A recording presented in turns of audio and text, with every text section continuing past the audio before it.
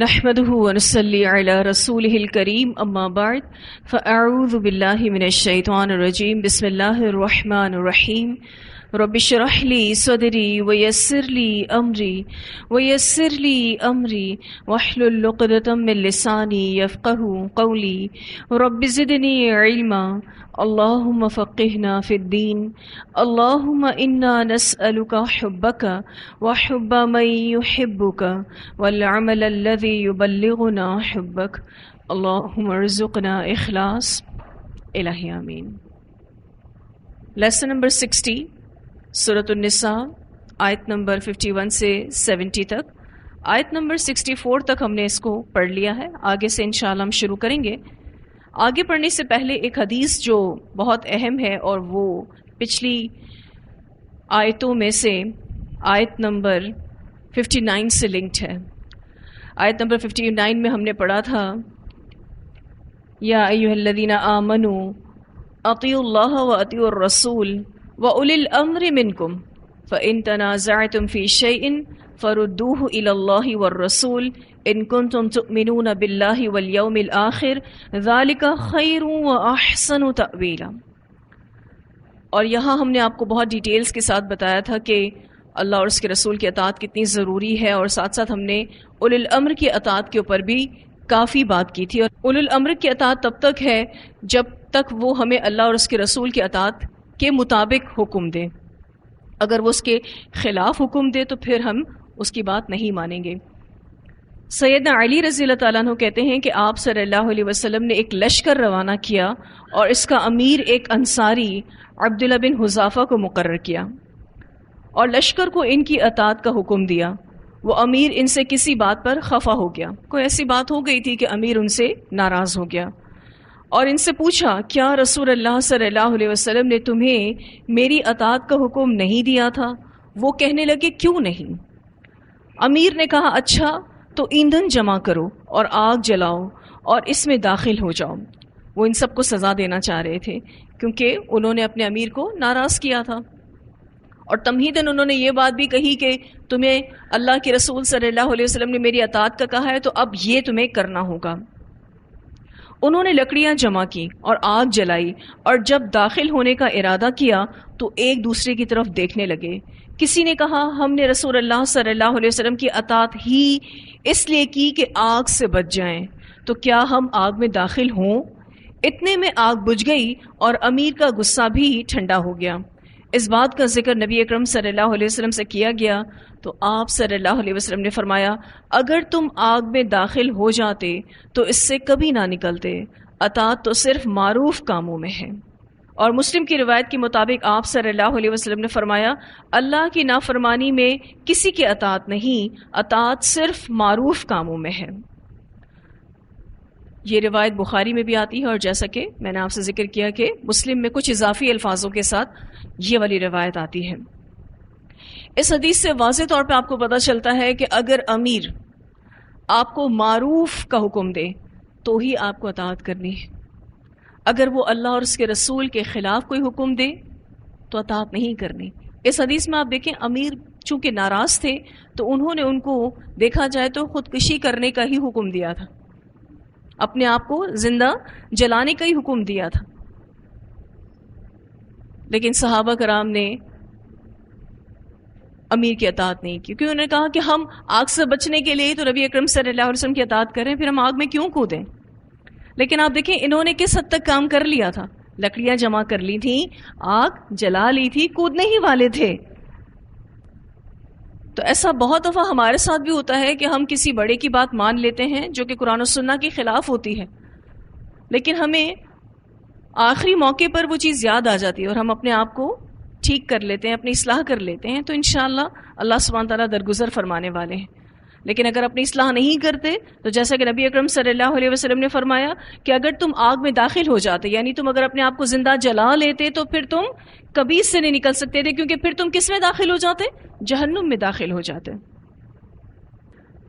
پھر تو تم ابدی آگ میں داخل ہو جاتے، پھر تم وہاں سے کیسے نکل سکتے تھے؟ تو معروف میں آپ کو اطاعت کرنی، اس کے علاوہ آپ امیر کی اطاعت نہیں کریں گے اگر وہ قرآن و سنہ کے خلاف حکم دے۔ تو بہت اہم آیات جو ہم نے پچھلے چنک میں پڑھی، بہت ہی اہم آیات تھیں، جس میں ایک آیت یہ بھی تھی کہ اللہ تعالیٰ تمہیں حکم دیتا ہے ان تؤدوا الامانات الی اہلھا، کہ تم اپنی امانتوں کو صرف اور صرف اہل کے سپرد کرو گے، یعنی امانت صرف اسی کو دی جائے گی جو اس امانت کو سنبھالنے کے قابل ہوگا۔ آگے سے دیکھیں گے انشاءاللہ۔ اللہ سبحانہ تعالیٰ فرماتے ہیں فلا و ربک، پس قسم ہے آپ کے رب کی، لا یؤمنون، نہیں مومن ہو سکتے، حتیٰ یہاں تک کہ یحکموک، وہ منصف بنائے آپ کو، فیما، اس معاملے میں جو شجرہ اختلاف ہوا، بینہم، ان کے درمیان۔ و ربکا کو جو واو ہے یہ قسمیہ ہے، اللہ سبحانہ تعالیٰ قسم کھا رہے ہیں کہ وہ شخص مومن نہیں ہو سکتا جب تک وہ نبی اکرم صلی اللہ علیہ وسلم کو منصف نہ بنا لے اپنے اختلافی امور میں۔ یہ سابقہ آیات کا تتمہ ہے جس میں اللہ سبحانہ تعالیٰ نے ہمیں ایک مستقل قانون دیا ہے کہ جو مسلمان آپ صلی اللہ علیہ وسلم کے ارشاد یا فیصلے کو دل و جان سے قبول نہیں کرتا، اس کے مطابق عمل نہیں کرتا، تو وہ مسلمان نہیں ہے۔ ثم، پھر، لا یجدو، نہ وہ پائیں، فی انفسہم، اپنے نفسوں میں، نفس یہاں بمانا دل ہے، حرجن، کوئی تنگی، پھر نہ وہ پائیں اپنے دلوں میں کوئی تنگی، مما، اس میں سے جو قضیتا، آپ نے فیصلہ کیا، ویسلموا، اور وہ مان لیں، تسلیما، پوری طرح سے ماننا۔ نبی اکرم صلی اللہ علیہ وسلم کے فیصلے کو ترجیح دینی ہے۔ آپ صلی اللہ علیہ وسلم کے مقابلے میں کسی پیر، کسی فقیر یا عالم کی بات کو ترجیح نہیں دی جا سکتی۔ یہ آیت ہمارے اختلافات کے فیصلہ کرنے میں ہماری رہنمائی کرتی ہے کہ ہر فیصلہ قرآن و سنہ کی روشنی میں ہونا چاہیے۔ کتاب و سنت کی موجودگی میں قیاس کرنا حرام ہے۔ تو اللہ سبحانہ تعالیٰ اپنی قسم کھا رہے ہیں فلا و ربکا، بس قسم ہے آپ کے رب کی، یعنی آپ صلی اللہ علیہ وسلم کے رب کی، اور قسم کھا کے اللہ تعالیٰ کہہ رہے ہیں لا یؤمنون، نہیں وہ مومن ہو سکتے، ایسا شخص مسلمان ہو ہی نہیں سکتا، مومن ہو ہی نہیں سکتا، حتیٰ یہاں تک کہ یحکموک فیما، وہ منصف بنا لیں، وہ حاکم بنا لیں آپ صلی اللہ علیہ وسلم کو اس معاملے میں جو شجر بینہم، اختلاف ہوا ان کے درمیان۔ یہاں شجرہ کا جو لفظ ہے یہ اختلاف کے معنوں میں آ رہا ہے۔ ویسے شجر درخت کو کہتے ہیں، اور درخت میں آپ دیکھیں بہت ساری شاخیں ہوتی ہیں، برانچز ہوتی ہیں، جب ہوا چلتی ہے تو وہ برانچز آپس میں ٹکراتی ہیں اور ٹکرا کر پھر الجھ جاتی ہیں۔ تو یہاں پر یہ معنوی معنوں میں آیا ہے، شجرہ بمانا معنوی معنوں میں ہے کہ اختلاف ہو جائے، کوئی ایسا اختلافی امور آ جائے، تو ایمان کا تقاضا یہ ہے کہ نبی اکرم صلی اللہ علیہ وسلم کو اس اختلافی امور میں حاکم بنایا جائے، اور جیسے ہی نبی اکرم صلی اللہ علیہ وسلم کا فیصلہ اس اختلافی امور میں مل جائے تو پھر ثم لا یجدوا فی انفسہم حرجا، وہ اپنے دل میں کسی بھی قسم کی تنگی نہ لائیں، مما قضیت، وہ چیز جس میں نبی اکرم صلی اللہ علیہ وسلم فیصلہ کر چکے، اس معاملے میں جس میں آپ صلی اللہ علیہ وسلم کا فیصلہ آ چکا، وَيُسَلِّمُوا تَسْلِيمًا، اور پھر اس کو ایکسیپٹ بھی کرنا ہے پوری طرح سے، یعنی اس کے مطابق پھر عمل بھی کرنا ہے۔ تو آپ صلی اللہ علیہ وسلم کو اپنے تمام امور میں جب تک کوئی حاکم نہیں مان لیتا تب تک وہ مسلمان نہیں ہو سکتا، اس لیے کہ آپ صلی اللہ علیہ وسلم کا فیصلہ اللہ تعالیٰ کا فیصلہ ہے، اور جس کے برحق ہونے کا ہمیں عقیدہ رکھنا بہت ضروری ہے، اور عمل کے ذریعے بھی اس پر ایمان رکھنے کا ثبوت فراہم کرنا ہے، یعنی اس پر عمل بھی کرنا ہے۔ تو یہاں پر اللہ سبحانہ تعالیٰ نے مومن ہونے کی 3 شرطیں بیان کی۔ پہلی شرط، کسی بھی جھگڑے کا فیصلہ رسول اللہ صلی اللہ علیہ وسلم کے علاوہ کسی اور کے پاس نہ لے جایا جائے، یعنی حاکم صرف اور صرف نبی اکرم صلی اللہ علیہ وسلم ہونے چاہیے۔ دوسری شرط کہ رسول اللہ صلی اللہ علیہ وسلم کے فیصلے پر دل میں کسی بھی قسم کی تنگی کو محسوس نہ کیا جائے، اور تیسری چیز کہ آپ کے فیصلے پر عمل بھی کیا جائے۔ مشکات کی روایت میں آتا ہے، آپ صلی اللہ علیہ وسلم نے فرمایا کہ کوئی شخص اس وقت تک مومن نہیں ہو سکتا جب تک کہ اپنی خواہشات کو اس چیز کے تابع نہ بنا دے جو میں لے کر آیا ہوں۔ جو بھی انسان کی خواہشات ہوتی ہیں اس کو لازمی طور پر رسول اللہ صلی اللہ علیہ وسلم کی لائی ہوئی چیز یعنی قرآن اور سنہ کے تابع کرنا ہے۔ جب تک تابع نہیں کر لیتے تب تک مومن نہیں بن سکتے،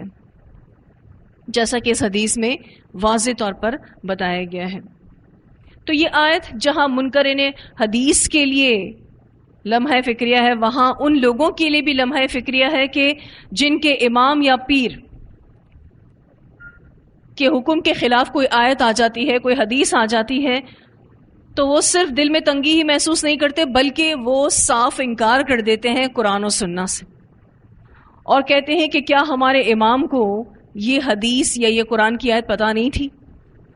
تو یہ ایسے لوگوں کے لیے بھی لمحہ فکریہ ہے، یہ جو اپنے پیر کی بات کو، اپنے عالم کی بات کو قرآن اور سنہ سے مقدم کر دیتے ہیں، ان کو ترجیح دیتے ہیں۔ آپ نے ایسے بہت سارے لوگوں کو دیکھا ہوگا جو یہ کہتے ہیں کہ اتنے بڑے امام ہیں ان کو نہیں پتا ہوگا، اتنے بڑے عالم ہیں ان کو نہیں پتا ہوگا۔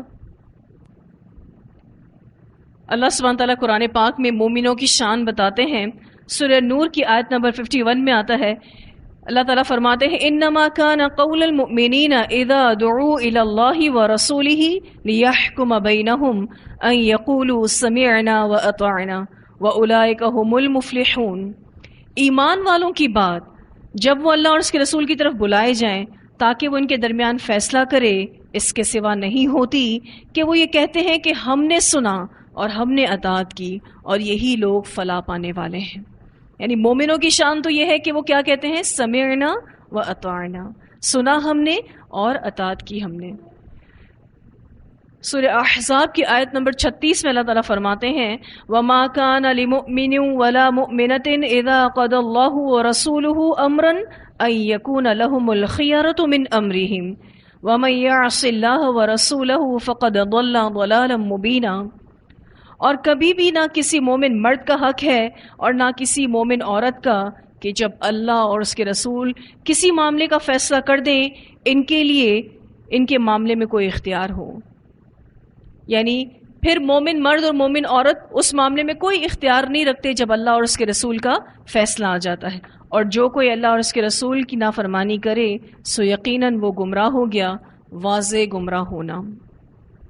تو مومنوں کی تو یہ شان ہے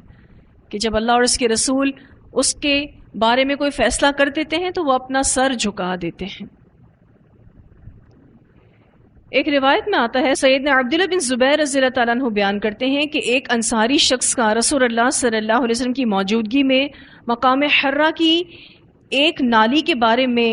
سیدنا زبیر رضی اللہ تعالیٰ عنہ سے جھگڑا ہو گیا، جس سے وہ کھجور کے درختوں کو پانی دیتے تھے۔ انصاری نے کہا پانی چھوڑ دو، بہتا رہنے دو، یعنی اس کو روکو نہیں۔ زبیر رضی اللہ تعالیٰ عنہ نے انکار کر دیا۔ پھر دونوں نے مقدمہ رسول اللہ صلی اللہ علیہ وسلم کے سامنے پیش کیا تو رسول اللہ صلی اللہ علیہ وسلم نے حضرت زبیر سے فرمایا، اے زبیر تم اپنی کھیتی کو پانی دے لیا کرو، پھر پانی اپنے پڑوسی کی طرف بہا دیا کرو، یعنی جتنا پانی تمہیں دینا ہے اتنا تم دے لو اور پھر پانی کو بہا دیا کرو۔ یہ سن کر وہ انصاری ناراض ہو گیا اور کہا، اے اللہ کے رسول صلی اللہ علیہ وسلم، آپ نے یہ فیصلہ اس لیے فرمایا ہے کہ زبیر آپ کے پھوپھی ذات ہیں، یہ نبی اکرم صلی اللہ علیہ وسلم کے کزن تھے حضرت زبیر۔ تو انصاری نے کہا کہ آپ نے حضرت زبیر کے حق میں ایسا فیصلہ اس لیے دیا ہے کہ یہ آپ کے کزن ہیں۔ یہ سن کر نبی اکرم صلی اللہ علیہ وسلم کے چہرے کا رنگ متغیر ہو گیا، یعنی آپ کو بہت زیادہ غصہ آیا، اور آپ صلی اللہ علیہ وسلم نے فرمایا، زبیر اپنی کھیتی کو پانی دو، پھر پانی روک لو یہاں تک کہ پانی منڈیر تک آ جائے، یعنی پورا بھر جائے، تو پھر اپنے پڑوسی کے لیے پانی چھوڑنا۔ یعنی اپنی ضرورت سے زیادہ جتنا تمہیں رکھنا ہے، اپنا ٹینک فل کرنا ہے وہ کر لو، پھر اس کے بعد جو پانی ہے پھر تم چھوڑنا۔ اس طرح انصاری کے نبی اکرم صلی اللہ علیہ وسلم کو ناراض کرنے کے بعد آپ نے اپنے صریح حکم کے مطابق سیدنا زبیر رضی اللہ تعالیٰ عنہ کو اختیار دیا کہ وہ اپنا حق پورا وصول کر لیں۔ حالانکہ اس سے پہلے آپ نے جو صورت پیش فرمائی تھی، یعنی جو فیصلہ آپ نے اس سے پہلے کیا تھا، اس میں دونوں کے لیے سہولت تھی۔ سیدنا زبیر رضی اللہ تعالیٰ عنہ بیان فرماتے ہیں کہ میرا خیال یہ ہے کہ یہ آیت کریمہ فَلَا وَرَبِّكَ لَا يُؤْمِنُونَ حَتَّى يُحَكِّمُوكَ فِي مَا شَجَرَ بَيْنَهُمْ اسی موقع پر نازل ہوئی تھی۔ اسے مسلم نے روایت کیا ہے۔ اب اس روایت میں واضح طور پر یہ پتہ چل رہا ہے کہ نبی اکرم صلی اللہ علیہ وسلم کے کیے ہوئے فیصلے پر دل سے راضی ہونا ہے۔ ایک اور روایت میں آتا ہے، سالم بن عبداللہ رحمہ اللہ بیان کرتے ہیں کہ ایک مرتبہ سیدنا عبداللہ بن عمر رضی اللہ تعالیٰ عنہما نے یہ حدیث بیان کی کہ رسول اللہ صلی اللہ علیہ وسلم نے ارشاد فرمایا، اگر تمہاری خواتین تم سے مساجد میں جانے کی اجازت طلب کریں تو انہیں مساجد میں جانے سے منع نہ کیا کرو۔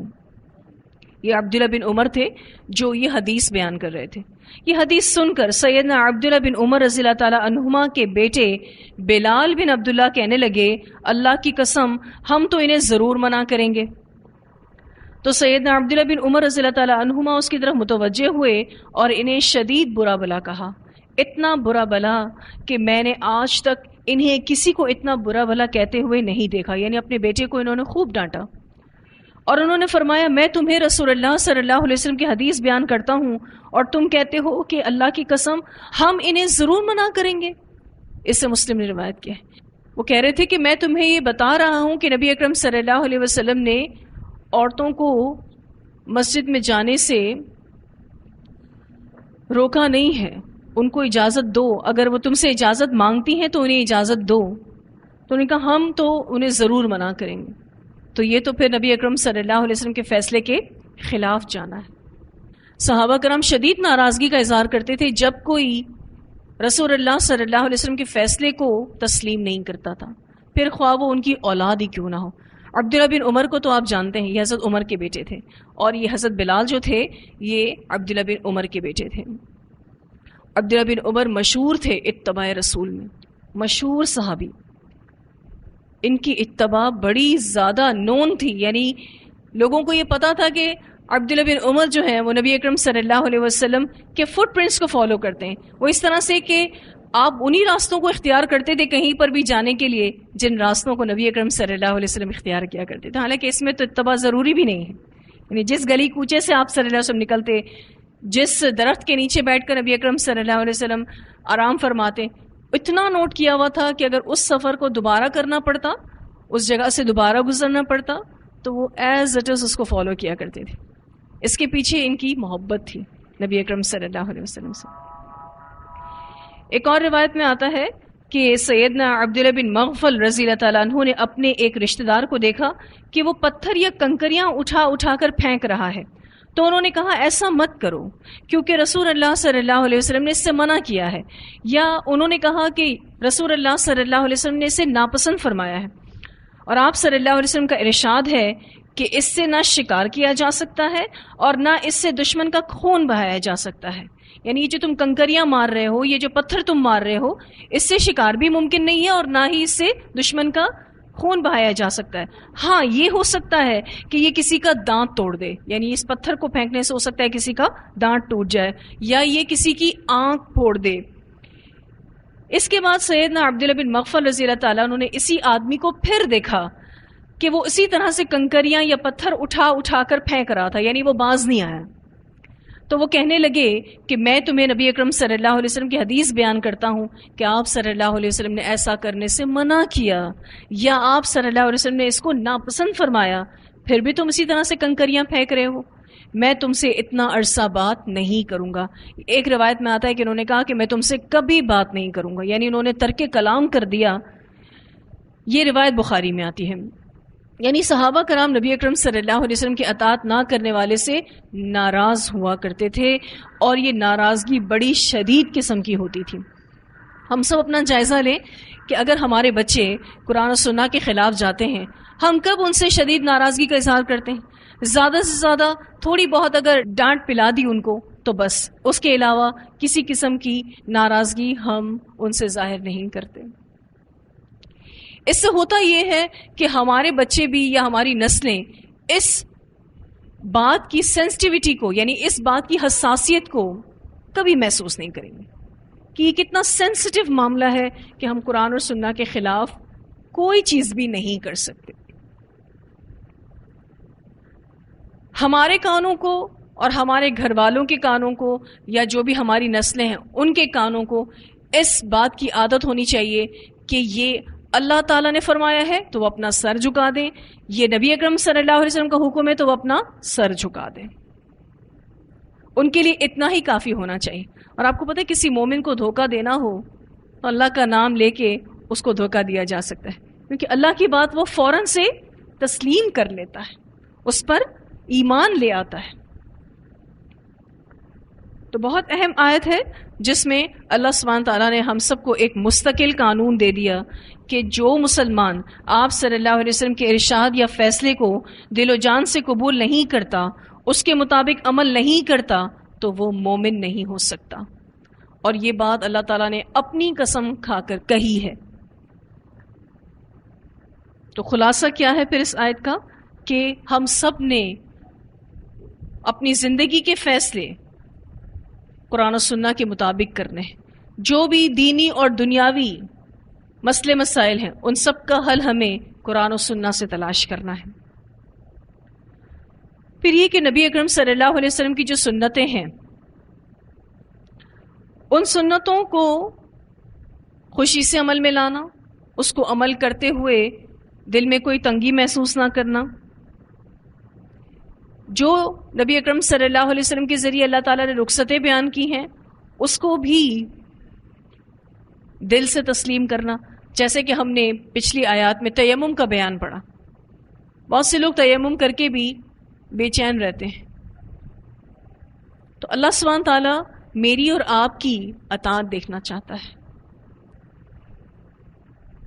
کہ یہ بندہ سن کر کتنی اطاعت کرتا ہے۔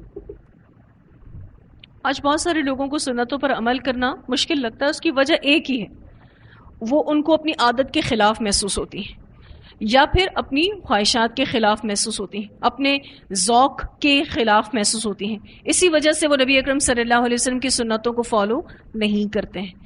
اگر وہ سنت فیشن کے طور پر آ جائے تو لوگ اس کو بہت کمفرٹیبلی اپناتے ہیں، بلکہ خوشی سے اپناتے ہیں۔ اور یہ ہم سب کا امتحان ہے کہ اگر ہمارے پاس اللہ اور اس کے رسول کا کوئی حکم آ جاتا ہے ہم کتنا اس کو دل سے محسوس کرتے ہیں۔ جو بھی حرج محسوس کرتا ہے دراصل وہ ایمان کی کمزوری ہے۔ جس کے دل میں بھی تنگی آتی ہے وہ ایمان کی کمزوری کی وجہ سے آتی ہے۔ تو اللہ تعالیٰ کو اپنی اطاعت پسند ہے، اب وہ عزیمت والی ہو یا رخصت والی ہو۔ اگر کوئی رخصت بھی اللہ تعالیٰ نے دی ہے آپ اس کو خوشی سے قبول کرتے ہیں۔ مثلا قصر نماز پڑھتے ہیں جب آپ سفر کی حالت میں ہوتے ہیں تو اللہ تعالیٰ کو یہ بھی اچھا لگتا ہے۔ اور جب آپ عزیمت کے ساتھ کسی عمل کو لیے ہوئے ہیں، پورے ارادے کے ساتھ کسی عمل کو لیے ہوئے ہیں تو اللہ تعالیٰ کو وہ بھی اچھا لگتا ہے۔ بیسیکلی اللہ سبحانہ تعالیٰ کو اپنی اطاعت کرنے والا بندہ بہت پسند ہے، خواہ وہ اطاعت عزیمت پر مبنی ہو یا وہ اطاعت رخصت پر مبنی ہو۔ اللہ تعالیٰ اپنی رخصتوں کو بھی اتنا ہی پسند کرتا ہے۔ اصل چیز تابع داری ہے، جو کہ یہاں بات آخر میں کی گئی وَيُسَلِّمُوا تَسْلِيمًا، حالانکہ بات یہاں تک بھی روکی جا سکتی تھی وَيُسَلِّمُوا، اور وہ مان لیں، لیکن تسلیمہ ماننا پوری طرح۔